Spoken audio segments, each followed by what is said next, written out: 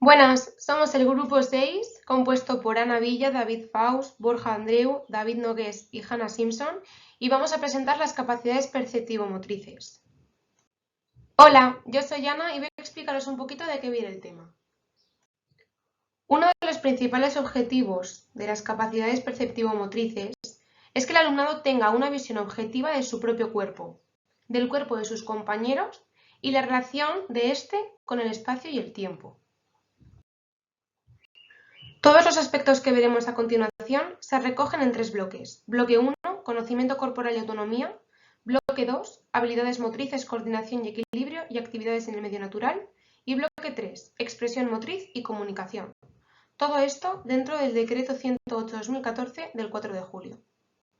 En 1992, Castañer y Camerino dieron una definición para las capacidades perceptivo-motrices, y esta es el conjunto de capacidades directamente derivadas y dependientes del funcionamiento del sistema nervioso central.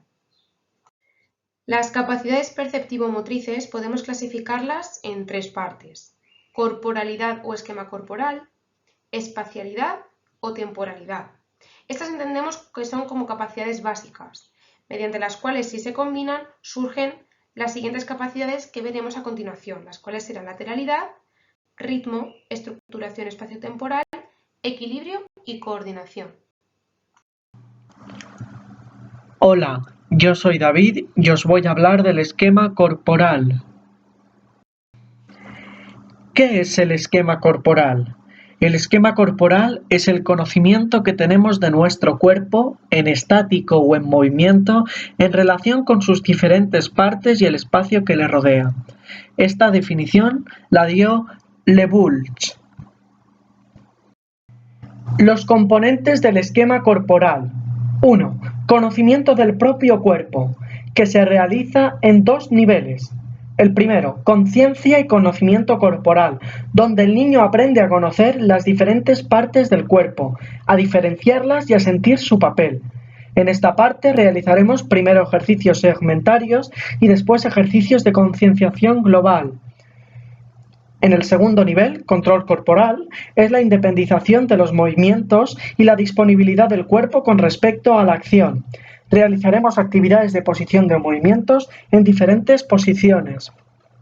En segundo lugar, encontramos la actitud, que es la tensión ligera a la que se haya sometido todo músculo en estado de reposo y que acompaña también a cualquier actitud postural y movimiento.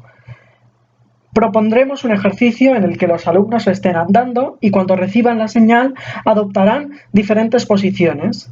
En tercer lugar, encontramos la relajación, que significa acción y efecto de aflojar con el objetivo de buscar el estado de reposo muscular y mental.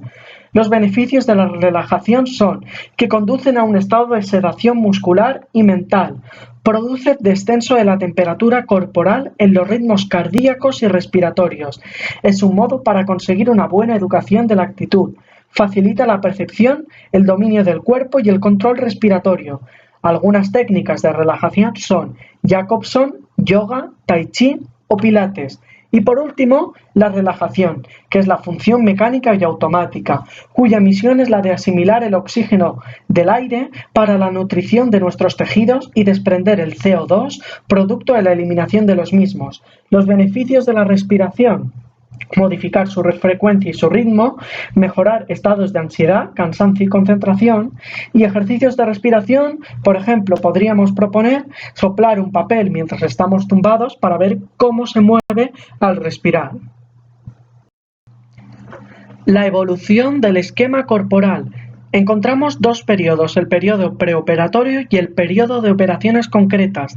En el periodo preoperatorio, de 2 a 8 años, es el nivel de discriminación perceptiva, donde el niño utiliza su cuerpo de un modo cada vez más preciso, perfecciona su motricidad global y hay una percepción corporal y espacial. En este periodo se da la afirmación definitiva de la lateralidad. El niño reconoce derecha e izquierda. En el periodo de operaciones concretas, de 8 a 12 años, se da el nivel de la representación mental del propio cuerpo. Hay una independencia segmentaria, hay posibilidades de relajación a nivel global y segmentario, aparece la representación mental del propio cuerpo, como ya he dicho, y hay una mayor inteligencia. Además, debemos tener en cuenta que la estructuración del esquema corporal sigue las siguientes leyes: la ley cefalocaudal desde la cabeza hasta las extremidades y la ley proximodistal desde el centro hacia la periferia. El ejercicio espejo consiste en dividir a la clase en grupos de 2. Cada pareja se situará frente a frente y deberán repetir los movimientos que realicen ambos a modo de espejo. Yo soy Hanna y os voy a hablar de la percepción del espacio. Vale, la percepción del espacio o espacialidad es el proceso mediante el cual se perciben, reconocen o incluso se representan mentalmente una serie de relaciones espaciales que facilitan la relación con el entorno. Esa es la definición según Leblanc, que la puso en el 1990. La espacialidad está compuesta por 3 componentes. En primer lugar, tenemos la orientación espacial, que es la capacidad que tenemos para colocarnos con respecto a las cosas. Al conjunto de relaciones espaciales simples, que vienen siendo delante-detrás, arriba-abajo, izquierda-derecha, grande-pequeño, se le denominan relaciones topológicas. Luego, en segundo lugar, tenemos la organización espacial, que es a partir de cuando el alumno empieza a entender la situación relativa entre 2 objetos. Por ejemplo, en medio, a la derecha, a la izquierda, tenemos el ordenador a la izquierda de la mesa. Tenemos a Juanito entre Pepe y Juan. Pues esta organización se llama la relación de tipo bidimensional. Y por último, en tercer lugar, tenemos la estructura espacial, que es la capacidad de orientar y organizar los datos del mundo exterior y los del fruto de la imaginación. Esto ya son relaciones de tipo tridimensional. Es cuando empiezan los alumnos a entender la noción de volumen. La evolución de la espacialidad según Piaget. Encontramos 3 periodos. En primer lugar, tenemos el periodo sensiomotor, que va de los 0 a los 2 años. Y aquí el espacio bucal circular es el primer espacio que perciben los niños. En esta etapa, el espacio está dividido globalmente y se divide según las sensaciones. Por un lado tenemos las táctiles, luego tenemos las auditivas, las visuales, las gustativas y las olfativas. En el segundo periodo va de los 2 a los 8 años y se llama preoperatorio. Y aquí ya se percibe la posición que ocupa en el espacio nuestro propio cuerpo, se progresa en la orientación espacial y se manifiestan el espacio perceptivo y las relaciones topológicas, que es lo que hemos dicho antes de arriba a abajo, a la izquierda a la derecha, grande pequeño, son las relaciones espaciales simples. Y por último, en tercer lugar tenemos el periodo de operaciones concretas, que va de los 8 a los 12 años. Y aquí los niños ya es un espacio conocido, se utiliza con la precisión espaciográfica y ya se sabe trasladar los objetos y los conceptos de derecha a izquierda y a otros objetos. Se sabe descentralizar una imagen y ya tienen concebida la estructuración espacial. Vale, un ejemplo práctico para llevar a cabo la percepción del espacio es la lluvia de pelotas. Es un juego muy sencillo y se puede jugar a partir de 6 años. Hay que dividir la clase en 2 partes iguales y hay que crear 2 grandes grupos. Y de materiales solo necesitamos una cinta roja y una cinta verde y pelotas para todos los alumnos. Habrá un grupo rojo y un grupo verde. Y el juego se trata de que el profesor tendrá una cinta roja y una cinta verde. Las tendrá en la mano y de repente las soltará. Y los alumnos tendrán que lanzar y deshacerse de todas las pelotas antes de que las cintas vuelvan a estar arriba. Hola, yo soy David Nogués y os voy a hablar de la percepción del tiempo. La temporalidad, según Fraisse, es el conjunto de acontecimientos que siguen un orden o distribución cronológica y una duración cuantitativa del tiempo transcurrido entre los límites de dichos acontecimientos. La percepción temporal se define mediante dos fases. La percepción temporal u orientación temporal, que es la capacidad de percibir las relaciones temporales, y el ajuste motor o estructuración espacial, que está centrado en reproducir un movimiento a una velocidad o un ritmo concreto. Piaget nos propone las siguientes fases. En primer lugar, el periodo sensoromotor, de 0 a 2 años. Tiempo de ritmo vivido. Primera noción es la sucesión y progresivamente los ritmos naturales, el tiempo ligado al sueño, etc. En segundo lugar, es el periodo preoperatorio, de 2 a 8 años.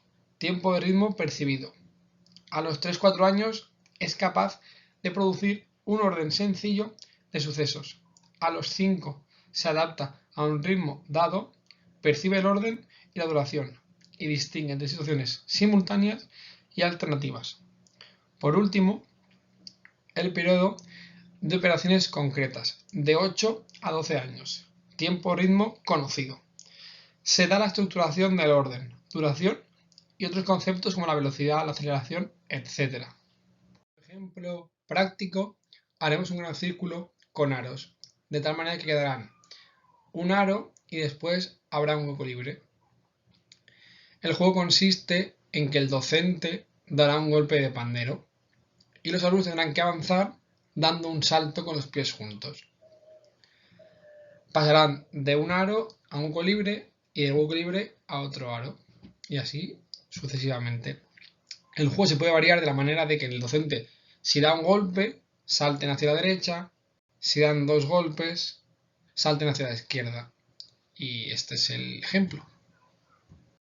Según Leblanc, el ritmo es una organización de fenómenos que se desarrollan en el tiempo. En los prácticos encontramos 3 juegos. El primero sería el semáforo, en el cual los alumnos se desplazarán por el gimnasio. Cuando el profesor diga el color verde, los alumnos deberán correr. Cuando diga el naranja, tendrán que caminar rápido y por último, cuando diga el color rojo, deberán de caminar.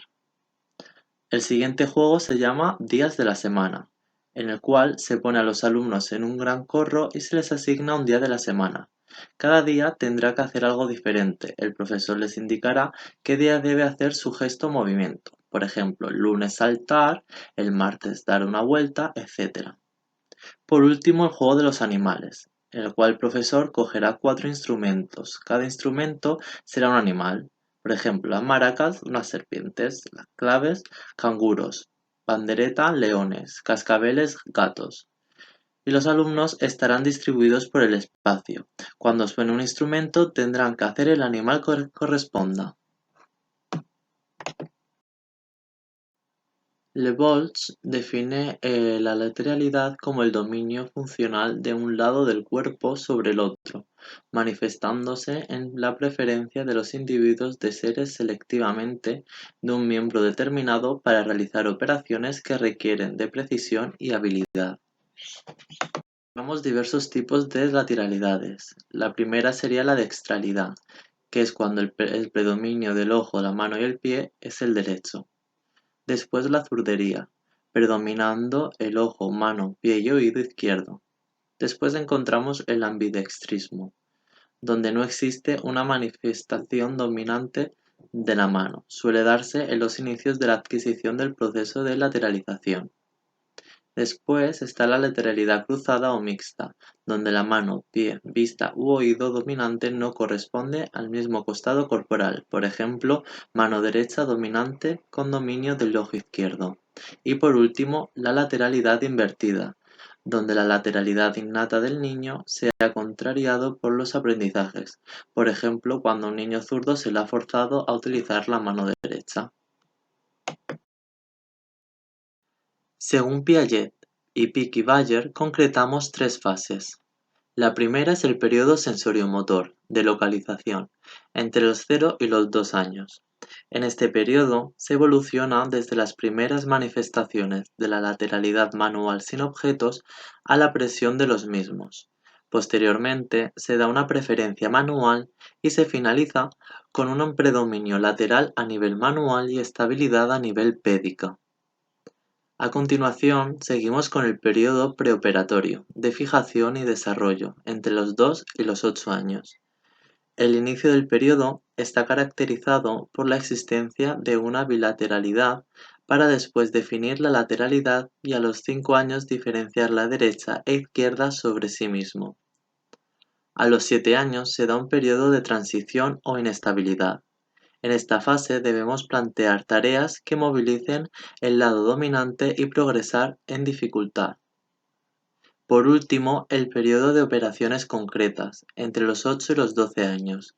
Está caracterizado por una consolidación de la lateralidad, orientación corporal proyectada y desarrollo de la ambidextrialidad. Realizar tareas tanto del lado dominante como no dominante. Como ejemplo práctico traemos el juego del tren, en el cual los niños en grupos de 6 se deberán colocar haciendo la forma de un tren, como si fuesen vagones. Deberán de seguir las indicaciones del profesor, deberán pasar la pelota por el lado derecho, por el lado izquierdo, por debajo, rodando, con el objetivo de que la pelota llegue al último vagón. Una vez que llegue al último vagón, el último vagón deberá colocarse el primero, y así siguiendo todo el rato las indicaciones del profesor. A continuación veremos la estructuración espaciotemporal. Todas las actividades están sujetas a estos dos conceptos, a espacio y a tiempo. Cualquier movimiento se realiza en un espacio y a la vez consumimos un tiempo. El espacio que ocupamos con nuestro cuerpo nos sirve como referencia para estructurar el espacio del mundo exterior, por ejemplo en el aprendizaje de la lectoescritura. La perturbación de esto puede ser el origen de alteraciones del niño, como puede ser por ejemplo la dislexia. Pongamos un ejemplo práctico para que sea más fácil de comprender. Nosotros proponemos la siguiente actividad. Estamos trabajando con una clase de sexto de primaria, con la cual nos iremos de excursión a la montaña, y dividiremos la clase en grupos de 4. Cada grupo tendrá un diario de campo en el que apuntará la época del año, la hora de inicio de la actividad, el tiempo empleado a conseguir cada uno de los objetivos que se les propondrá, así como la hora de conclusión de la actividad. ¿Qué buscamos con esto? Buscamos que trabajen la temporalidad. La propuesta consiste en ir poniendo pistas en un espacio delimitado, con el fin de que los alumnos consigan objetivos como por ejemplo encontrar el tesoro escondido. Las pistas serán del tipo 2 pasos a la derecha encontrarás algo, o entre este cono y el de tu izquierda encontrarás la siguiente pista. De esta forma trabajaremos la espacialidad, a través de sus componentes, orientación espacial y organización espacial. Hola, soy Hanna otra vez y ahora voy a hablar del equilibrio. Vale, el concepto de equilibrio está formado por dos definiciones. En primer lugar, tenemos la definición de Maleby. En el 2001 propuso que es el estado en el que todas las fuerzas que actúan sobre un cuerpo están compensadas de tal forma que el cuerpo se mantiene en la posición deseada o es capaz de avanzar según el movimiento que nosotros deseemos. Luego, en segundo lugar, Castañer y Camerino en el 1993 propuso que es la capacidad de controlar el propio cuerpo y recuperar la postura correcta tras la intervención de un factor desequilibrador. Vale, como podemos ver tenemos tres tipos de equilibrios. En primer lugar tenemos el equilibrio estático, que es cuando el cuerpo se mantiene en una determinada posición en un mismo estado durante un cierto tiempo. En segundo lugar tenemos el equilibrio dinámico, que es cuando podemos observar establemente una postura al realizar un desplazamiento. Después, en tercer lugar, tenemos las equilibraciones, que es cuando somos capaces de mantener o transportar un objeto en equilibrio, como por ejemplo la chica que va por el banco con el libro en la cabeza. Luego, tenemos la evolución del equilibrio. El equilibrio se desarrolla durante toda la educación primaria, de los 6 a los 12 años, mediante los juegos motores, ya que contribuyen al correcto desarrollo del equilibrio, tanto estático como dinámico. y las conductas de equilibrio poco a poco a lo largo de toda la etapa primaria se van perfeccionando y son capaces de ajustarse a los modelos que vienen dados. El equilibrio, por ejemplo, lo podemos poner en práctica mediante el juego de las estatuas. Es muy fácil, no necesitamos ningún tipo de material y se puede jugar a partir de los 6 años, o sea, cuando empezamos a iniciar el equilibrio en la educación primaria. Se trata de que los alumnos tienen que ir avanzando a la pata coja por todo el espacio de la clase al ritmo de los aplausos del profesor. En el instante en el que el profesor deje de aplaudir, se tienen que mantener los alumnos en la posición en la que están, como estatuas. Y si se caen, pierden. Hola, soy David Nogues otra vez y os voy a explicar ahora la coordinación. Según Marta Castañer y Oleguer Camerino, se entiende por coordinación la capacidad de regular de forma precisa la intervención del propio cuerpo en la ejecución de la acción justa y necesaria según la acción motriz prefijada. De si interviene el cuerpo totalmente en la acción motriz o una parte determinada, podemos observar dos grandes tendencias. Por un lado, la coordinación dinámica general. Existe un buen funcionamiento entre el sistema nervioso central y la musculatura esquelética en movimiento. Se caracteriza porque hay una gran participación muscular. Por otro lado, la coordinación óculo-segmentaria. Existe un lazo entre el campo visual y la motricidad fina de cualquier segmento del cuerpo. Puede ser óculo-manual y óculo-pédica. En cuanto a la evaluación de educación primaria de 6 a 12 años, se determina el desarrollo del sistema nervioso y, por tanto, los factores neurosensoriales de la coordinación. Por eso, es la etapa ideal para la adquisición de experiencias motrices. La mala aptitud de atención motriz en el primer ciclo y parte del segundo exige en estas edades una profundización del aprendizaje a partir de la repetición de los ejercicios.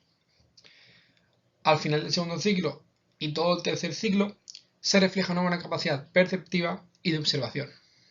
Por último, pasando al ejemplo práctico, el hombre globo se llama la actividad que voy a presentar. Consiste en llevar el máximo número de globos de un punto a otro punto. Empezaremos individualmente, veremos de qué somos capaces, pasaremos a hacerlo en parejas, veremos si con parejas es más fácil o más difícil y por último lo haremos en grupos más amplios. Y todo ello, el globo debe pasar de punto a punto o los globos sin utilizar las manos.